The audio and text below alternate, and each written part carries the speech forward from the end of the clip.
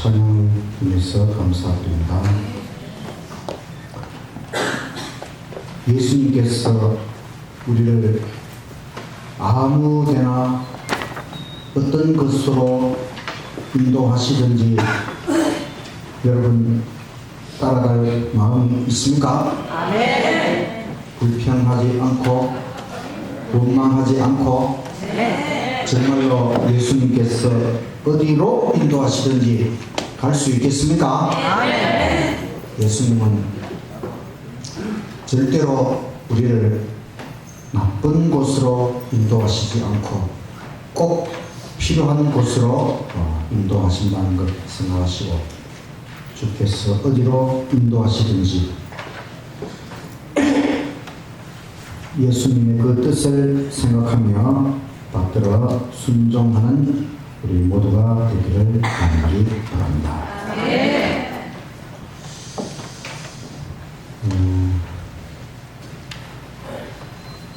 제가 지난 안식일에는 서울 근교에 있는 청학교회라고 하는 곳에 가서 성경 달통 사경예를 하고 왔습니다. 청학교회는 교인이 한 200명 정도 돼요. 어린이반부터 고등학생, 청년들, 또 어른들 모든 층이 골고루 다 그렇게 되어 있고 또 목회자도 세 분이 계시고 얼마나 부러운지 우리 서면교회도 부산의 중심 서면 우리 교회가 하나님의 은혜 가운데 날로 성장, 부흥하기를 간절히 바랍니다. 아멘. 오늘 말씀은 아브라함과 이삭이라는 제목으로 말씀을 드리겠습니다.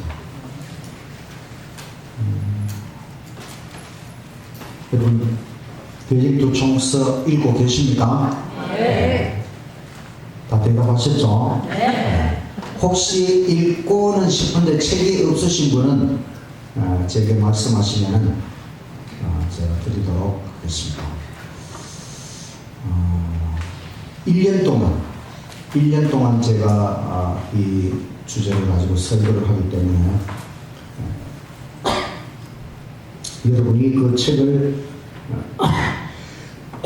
미리 읽으신다면은 아마 우리가 1년이 지났을 때에는 이렇게 좋은 책을 하나님께서 선지자를 통해 우리에게 주셨다는 것을 깊이 깨닫게 될 것입니다. 아멘. 성경에 보면 아브라함의 하나님, 이삭의 하나님, 야곱의 하나님 이런 표현이 있죠. 아브라함의 하나님. 아브라함이 하나님과 얼마나 깊은 관계를 맺었으면 아브라함의 하나님, 또 이삭의 하나님, 야곱의 하나님. 우리가 이 사람들처럼 우리도 나의 하나님, 내 평생을 통하여 하나님을 의지하고 하나님을 바라보고 하나님과 동행하는 삶이 되어야 하겠습니다. 오늘은 구조와 선지자 13장 믿음의 시험. 창세기 22장 1절. 그 일 후에 하나님이 아브라함을 시험하시려고 그를 부르시되 아브라함아 하시니 그가 이르되 내가 여기 있나이다. 하나님께서 아브라함을 뭐 하기 위해서 부르셨다고요? 시험하는 것입니다. 테스트 해보는 것입니다. 테스트. 한번 점검해 보는 것입니다.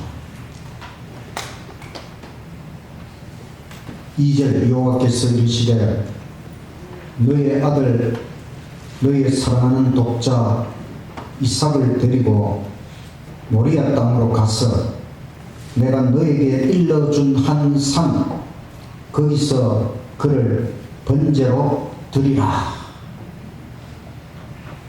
자, 이것은 하나님께서 아브라함의 그 독자 이삭을 하나님 제단에 번제로 바치라고 하는 것은 하나님의 본심일까요? 본심이 아닐까요? 진짜 그렇게 하기를 원하는 것이 아니고 시험하기 위해서지 진짜 아브라함의 아들 이삭이 죽는 것을 원하시는 것이 아니죠. 근데 아브라함은 이것이 시험인지 아닌지 그 당시로서는 잘 몰랐죠. 그러니까 이것은 아브라함에게 이르러 온 엄청난 시험이었습니다. 하나님께서 때때로 우리가 잘 알지 못하는 곳으로 인도하실 때가 있어요. 그때 우리가 원망부터 하지 말고 하나님의 그 마음을 한번 헤아려 보는 것입니다. 왜 하나님께서 나를 이곳으로 인도하실까?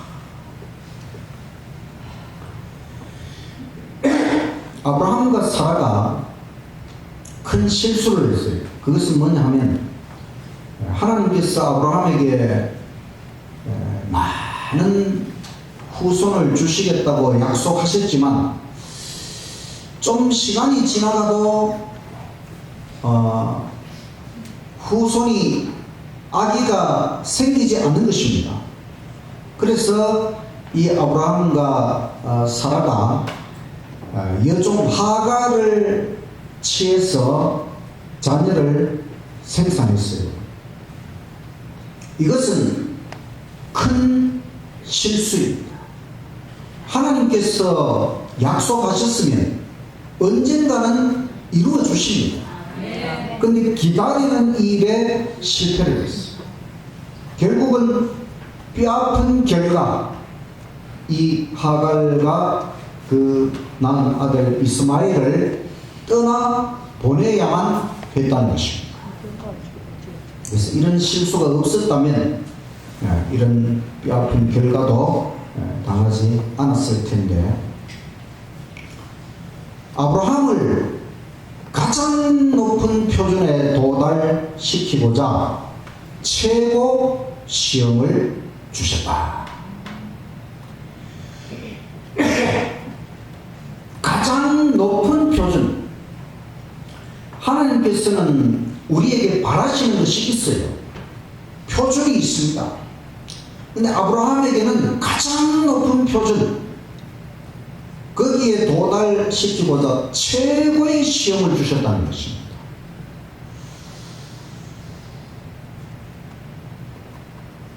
요업에게 주신 시험이 높을까요? 아브라함에게 주신 시험이 높을까요?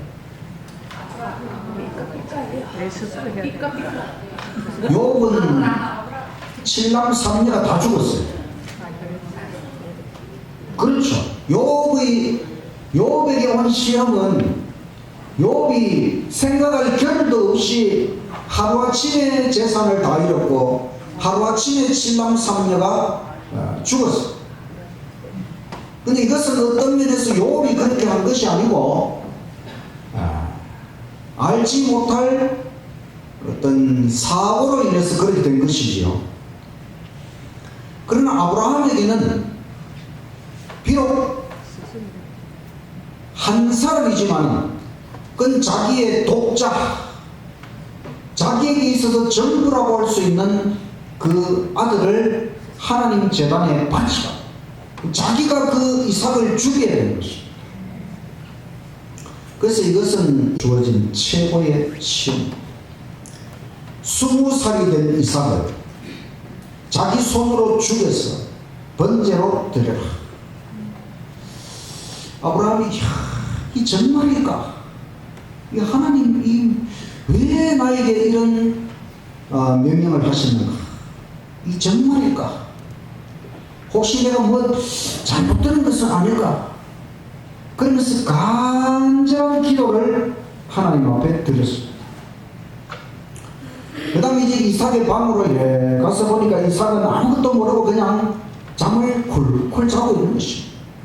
그것을 보면서 아브라함은 떨면서 돌았다.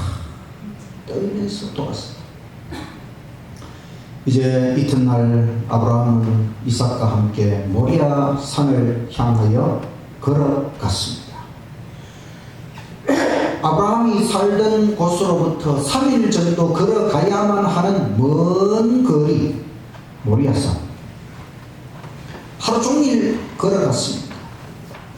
가장 길었던 하루, 아브라함의 생애에서 가장 길었던 하루가 지나갔고, 밤이 되었지만 아브라함은 잠을 잘 수가 없어서 철야 기도를 했고, 밤새도록 기도를 드렸고, 그 다음날 또 긴 하루가 지나갔고, 또 밤에는 밤새도록 철야 기도를 드립니다.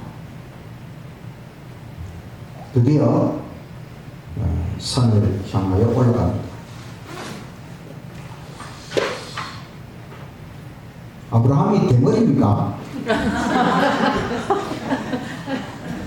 어떤 화가가 아브라함 나이가 한 120살 되었으니까 이런 식으로 표현을 했어요.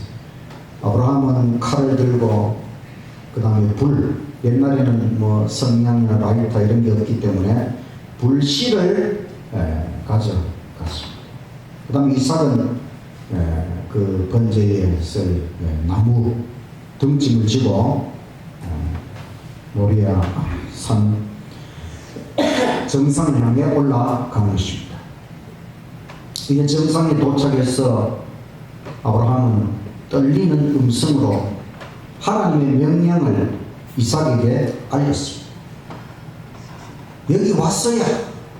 혹시 중간에 미리 말하면은 이삭이 도망가면 안 되잖아요. 그래서 도착해서 이제 하나님의 명령을 이삭에게 떨리는 음성으로 알렸습니다.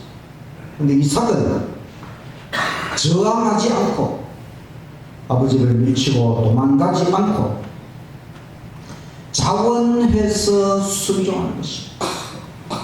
또 자기가 하나님 제단에 바쳐지는 것을 영광으로 생각합니다. 혹시라도 아버지가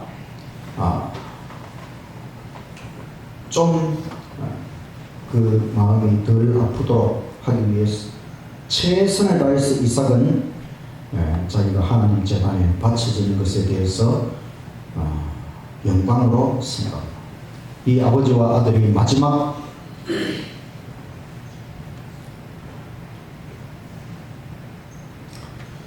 눈물을 흘리고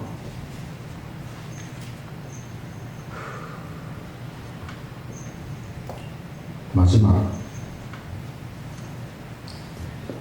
호응을 하고 아브라함이 칼을 들어서 그 제단 위에 있는 자신의 아들을 죽이려는 그 순간에 하나님께서 그 일을 멈추도록 하셨습니다. 하나님의 음성은 너희의 독자라도 아끼지 아니하였으니 이제야 합격이다. 하나님의 시험을 통과하고 너는 이제 합격이다. 정말로 너가 하나님을 경외하고 순종하는 것을 하나님께서 인정하시고 하나님께서 아브라함에게 축복하셨습니다. 아브라함이 그곳 이름을 여호와 이레, 여호와께서 준비하셨다, 여호와께서 섭리하셨다. 섭리라는 말은 기독교적인 용어잖아요. 하나님의 섭리라는 말이 바로 이 이레라는 말에서 섭리하셨다. 여호와께서 하나님께서 준비하셨다. 그 옆에 보니까 어린 양이 있었어요. 그 양을 이삭 대신에 하나님 제단에 번제로 바쳤어요. 거기가 모리아산, 이 모리아산이 나중에 예루살렘은 사람이 살지 못하는, 많이 살 수 없는 지역입니다. 예루살렘은 해발 700m 되는 그런 산악지대거든요. 거기 또 그 샘물이 하나밖에 없어요. 그러니까 사람이 많이 살아봐야 한 1000명 내지 한 2000명 그 정도밖에 못 사는 그런 지역입니다. 실제로 이 모리아산 예루살렘은 이스라엘 백성들이 가나안 땅에 들어갔어도 쉽게 이 성을 빼앗지도 못했고 또 정착하지도 여기는 않았고, 나중에 다윗이 왕이 되어서야 여기에 이제 다윗의 성을 만들거든요. 근데 그때도 인구가 그저 한 2,400명 정도 사는 그 정도 규모였거든요. 지금은 이스라엘의 수도가 되어서 엄청 아주 큰 도시지만, 하나님께서 이 모리아산을 선택하신 것은, 이 모리아산이 바로 예수님, 세상죄를 지원하는 하나님 어린 양 예수님께서 십자가를 지시는 그런 장소가 될 것을 하나님께서 미리 보여주신 것이죠.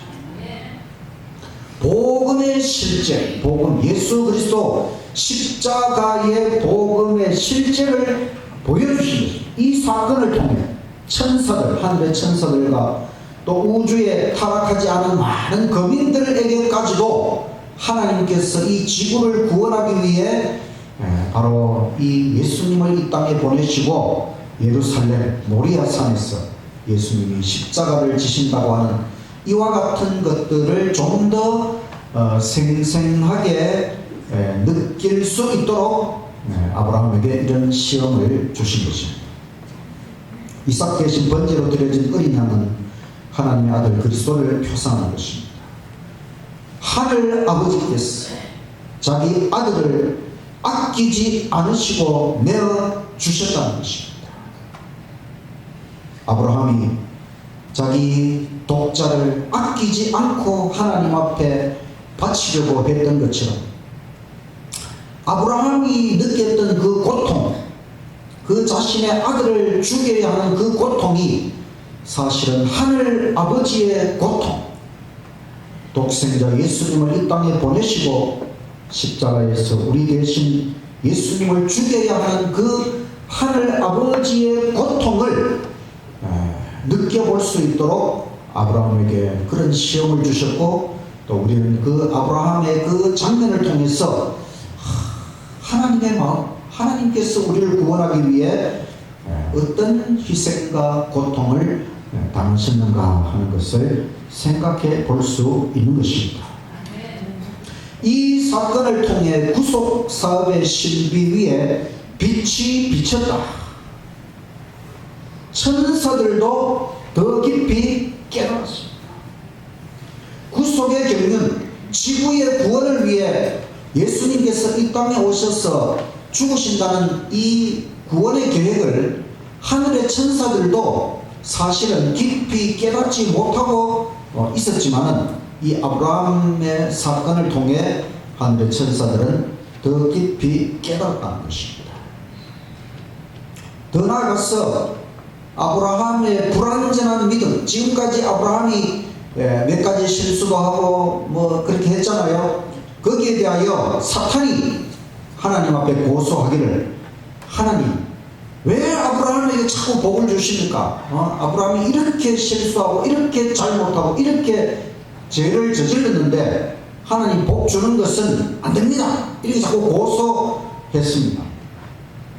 그래서 하나님께서 가장 혹독한 시험을 아브라함에게 주셨고, 아브라함은 완전한 순종, 그래서 온 하늘이 감탄하고 칭찬하였다는 것입니다. 이것은 정말 엄청난 시험이지요.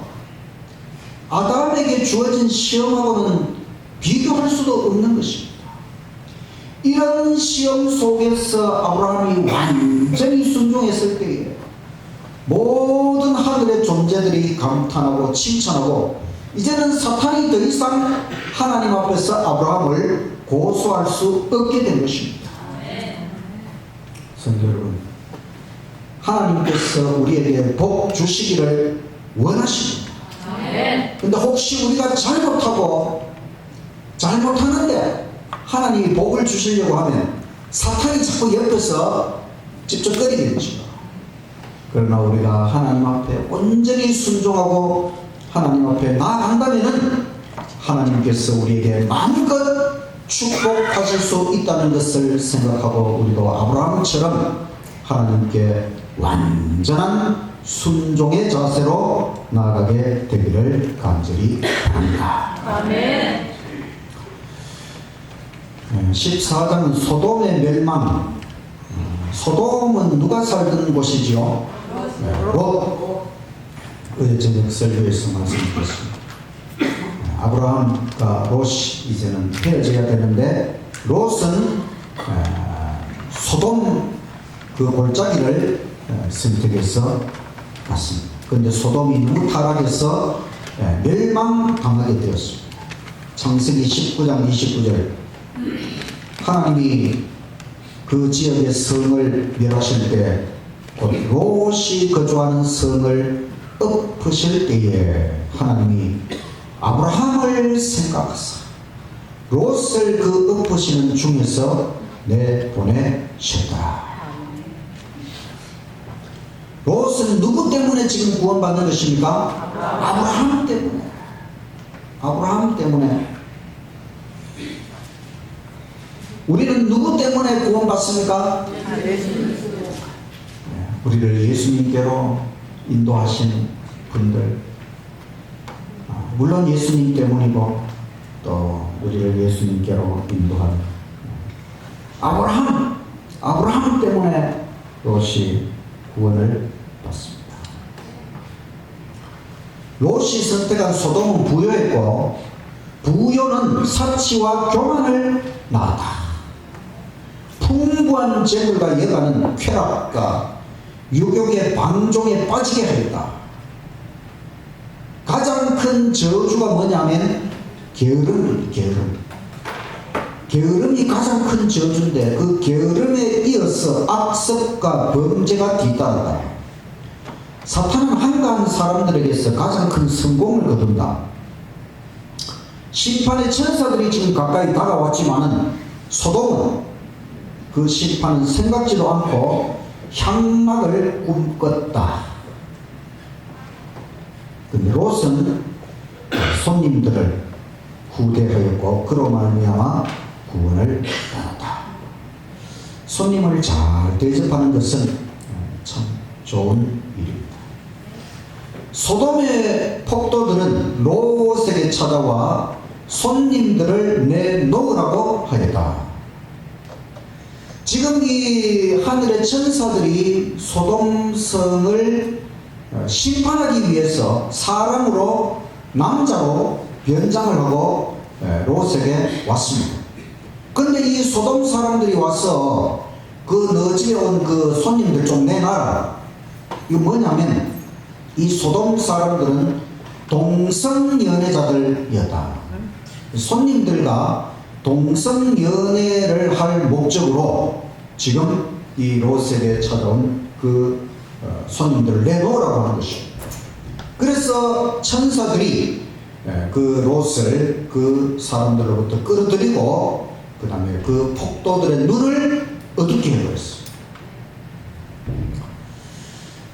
영어에 이런 단어가 있어요. 소도미스트. 이게 뭐냐면 남자 동성연애자. 남자끼리 성관계를 맺는 동성연애자라는 이 말이 또 수간하는 사람, 짐승하고 무슨 관계를 맺는 이런 사람이라는 뜻도 있는데, 이 어원이 소돔 사람, 소돔 사람이 동성연애자였고, 그래서 이 영어 단어를 만들 때에 소돔 사람이 바로 동성연애자 이런 단어로 바뀌었다는 것입니다. 소돔 거민들은 하나님의 관용의 한계, 경계선을 넘어버렸다. 하나님도 어떤 한계선이 있을 거 아닙니까? 무제한으로 우리를 방임할 수 없기 때문에 그 소돔 사람들이 타락의 그 어떤 하나님의 관용의 한계, 경계선을 넘어버렸어요. 그래서 천사들은 롯에게 가족과 함께 소돔을 떠나 피하라고 하였다. 그래서 롯이 나가서 그 시집간 딸들, 사위들에게 지금 하나님 심판이 이르러 왔으니까 우리가 지금 이 소돔에서 떠나야 된다고 하나님의 기대를 알렸지만은, 딸들과 이 사위들은 소돔 심판 기별을 농담으로 얘기했다. 에이, 무슨 그런 일이 일어나겠느냐고 이 농담으로 얘기했다는 것입니다. 그래서 계속 지체하는 롯 부부와 그 다음에 아직 시집을 가지 않은 두 딸을 천사들이 강제로 이끌어내었습니다. 그리고 명령을 내리길, 빨리 도망하라, 뒤돌아보거나 머무르지 말고 빨리 이 소돔을 떠나라. 하나님의 지금 심판이 지금 바로 이르러 오기 때문에 빨리 도망을 가라는 것입니다. 그래서 그들을 잡아 끌고 이제 소돔에서 좀 바깥으로 나가도록 그렇게 한 다음에 천사들은 다시 소돔으로 돌아가고, 그 다음에 그리스도 예수님께서 롯에게 오셨습니다. 그 롯은 그리스도께 간청해서, 내가 지금 멀리 피해 갈 수는 없으니까 요 가까운 소알이라고 하는 곳으로 피할 수 있게 해달라, 이렇게 해서 그렇게 하라고 했습니다.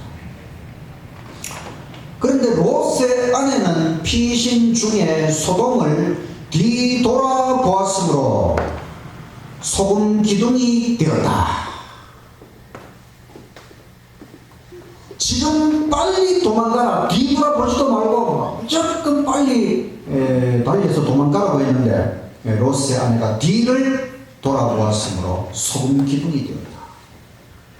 그녀는 구원에 감사하기는커녕 전 재산을 잃는 것이 아쉬웠다. 그녀는 하나님의 경고를 경시하고 하나님을 배반하였다. 롯이 소알에 도착하자 유황불이 소돔과 고모라에 내렸다. 그래서 소돔 고모라 성이 유황불로 하나님의 심판을 받고, 또 롯의 아내는 그 뒤에 남겨진 것들을 아쉬워서 뒤돌아보다가 소금 기둥이 되어버렸다. 재림, 예수님 재림의 때에도 롯의 때와 같을 것이라고 주님께서 말씀하셨다. 오늘날 세상이 롯의 때처럼 그렇게 바뀌고 있습니까? 아멘. 무슨 요즘 이제 뭐 동성연애, 또 무슨 동성끼리 결혼도 합법화시켜 달라, 뭐 이런 희한한 세상에서 우리가 살아가면서, 지금이 바로 예수님께서 말씀하신 재림의 때, 롯의 때와 똑같다는 것을, 탈출구가 있습니다. 하나님께서는 내 백성아 거기서 나오라, 그 죄에 참여하지 말라. 세상이 아무리 타락한다 할지라도 그 죄에 우리가 참여하면 안 되는 것입니다. 우리는 여기에서 교훈을 얻어야 되는데, 롯은 첫 발부터 잘못되었어요. 소돔을 선택한 것, 소돔으로 간 것, 그 잘못된 선택으로 결국은 재산을 다 잃고 가족도 잃고 영원한 것을 희생하면서까지 세상에서 얻어야 할 것은 없다는 것입니다. 우리가 이 세상에 뭐 많이 얻어야 할 것이 있는 것처럼 보이지만, 그러나 영원한 것을 잃어가면서까지 이 세상에서 우리가 얻어야 될 것은 없다는 것입니다. 영원을 잃어버리면은, 영생을 잃어버리면은 이 세상 전부를 우리가 차지한다 할지라도 아무 소용이 없는 것이지. 아쉬워하지 말고, 뒤돌아보지 말고, 거들떠보지 말고, 견눈질하지 말고, 영원한 천국, 영생, 오직 하나님만 바라보고 앞으로 전진하는 저와 여러분이 되시기를 간절히 바랍니다. 15장 이삭의 결혼. 이삭이 이제 40살이 되었습니다. 아까 전에 번제로 바쳐질 때는 20살. 그로부터 20년이 지나서 40살, 이제 결혼 정년기가 되었습니다.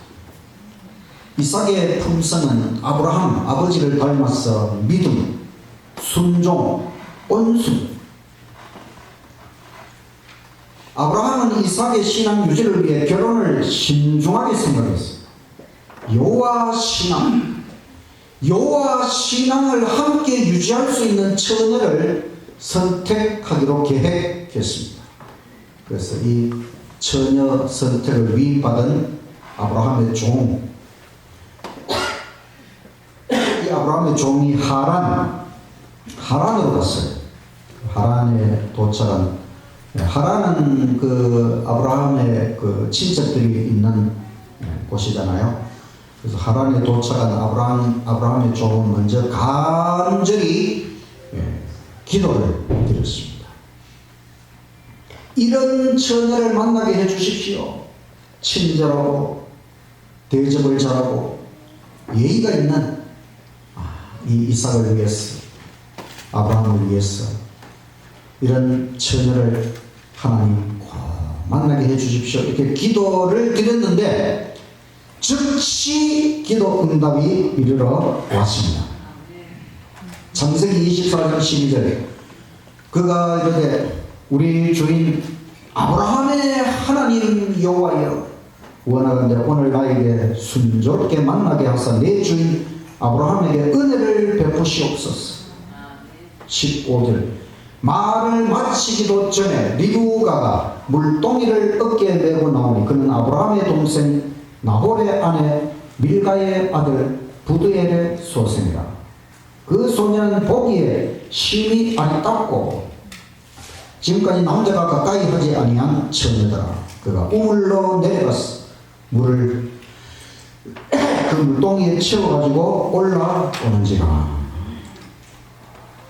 이 리브가가 아브라함의 종이 기도했던 바로 딱 맞는 사람으로 나타났습니다. 리브가는 아리따운 외모를 가지고 있고 예의가 있고 친절하고 적극적이고 활동적인 성격이었습니다.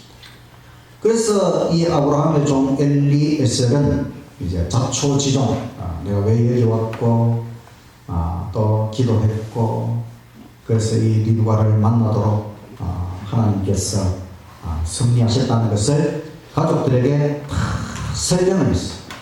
그래서 이 리브가의 가족들이 그러면은 이 리브가를 데려가는 것에 대해서 허락을 했습니다. 그 다음에 가장 중요한 건 이제 리브가도 자기가 마음에 들어야 되죠. 그래서 리브가도 따르겠다고 결정을 했습니다. 그래서 엘리에셀은 이제 리브가를 데리고 부엘세바, 이삭이 있는 부엘세바로 돌아왔습니다. 이삭은 젊을 때에 들에 나가 묵상하다가 하나님을 생각하다가 리브가 일행을 만났다.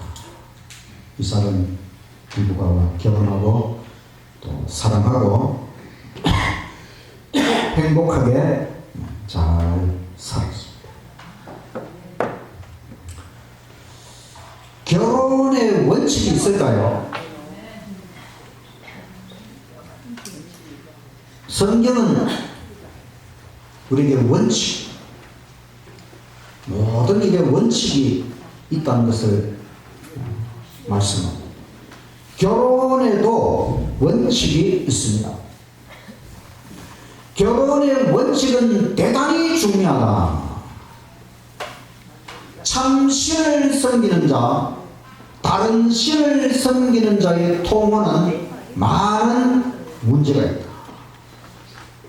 참 신 하나님을 섬기는 사람하고 다른 신을 섬기는 사람은 결혼하면 됩니까? 안 됩니까? 많은 문제가 있다고 그랬어요.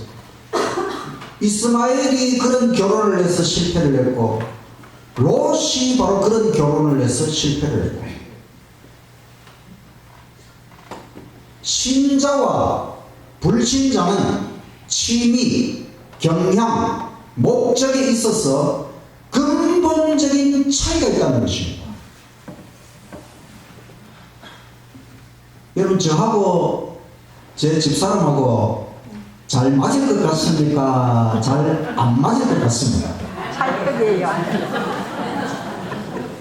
잘 안 맞습니다. 잘 안 맞아요. 왜냐하면 나는 이거 먹고 싶은데 우리 사람은 내가 싫어하는 거 먹고 싶어요. 그래서 한 번은 내가 좋아하는 거 먹으러 가고 한 번은 자기가 좋아하는 거 먹으러 가고 이 좋아하는 음식도 다르고 또 좋아하는 뭐 취미도 다르고 여러 가지 가만히 생각해 보니까 맞는 게 별로 없어요. 그래도 뭐 크게 싸우지 않고 잘 살고 있어요. 그것은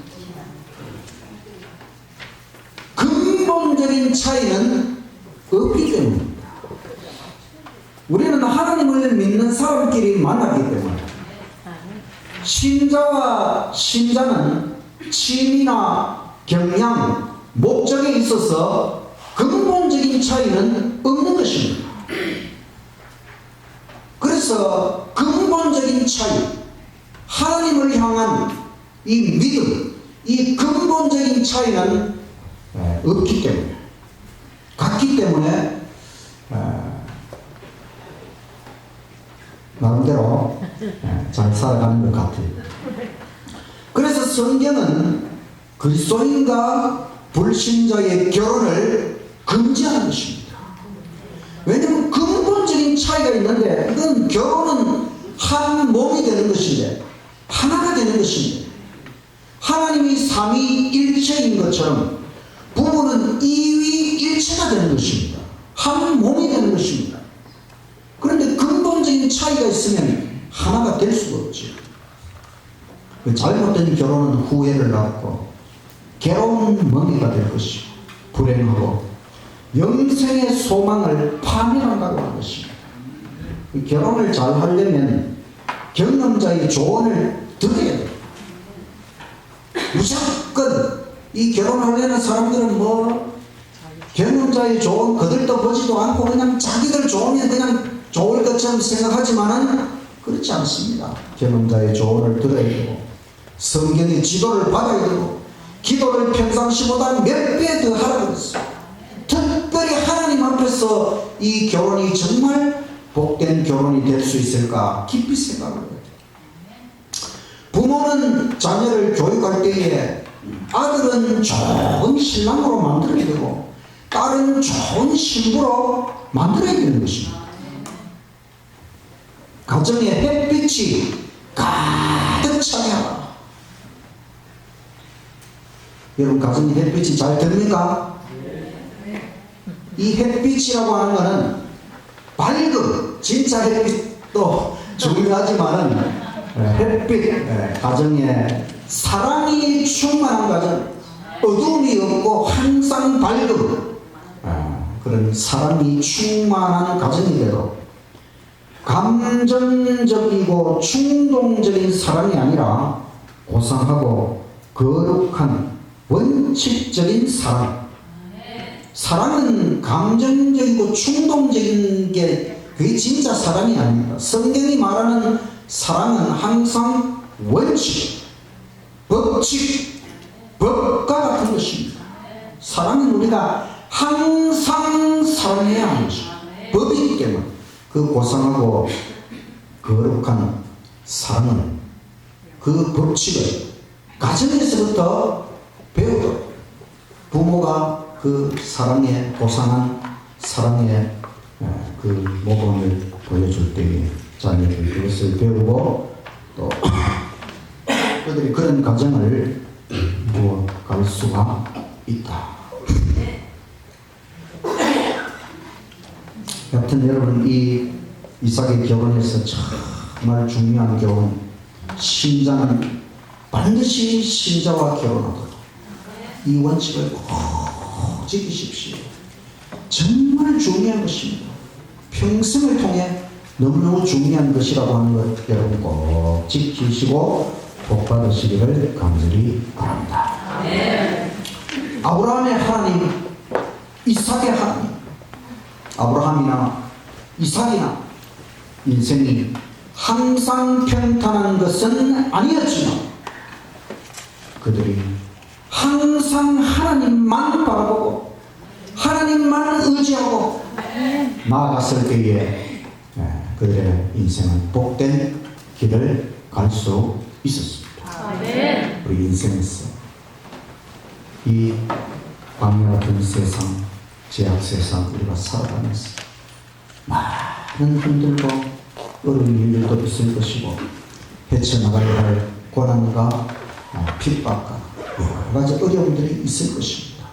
그러나 이 모든 것 속에서 우리는 오직 하나님만 바라보고 하나님만 의지하고, 그래서 아브라함의 하나님, 이삭의 하나님, 나의 하나님, 나는 오직 하나님만 바라봅니다.